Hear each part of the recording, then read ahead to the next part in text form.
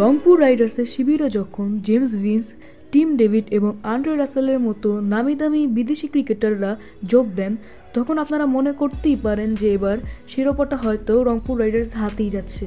কিন্তু তা তো হলো না, বরং এলিমিনেটর ম্যাচেই খুলনার কাছেই হেরে বসলেন তারা। মাত্র 85 রানে অল আউট হয়ে গেছে তারা।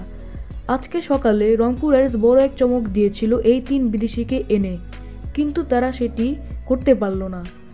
টস জিতে ব্যাট করার সিদ্ধান্ত নেন ক্যাপ্টেন নুরুল হাসান সোহান, কিন্তু পরে তারা ব্যাট করতে নেমে মাত্র 85 রানে অল আউট হয়ে যায়।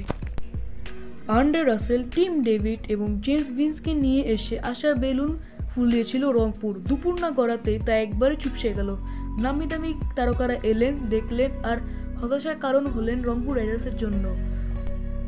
আর এদিকে সুখের স্বর্গ খুলনা টাইগার্সদের ভক্ত সমর্থকদের জন্য, কারণ তারা কোয়ালিফায়ার 2-তে কোয়ালিফাই করেছে।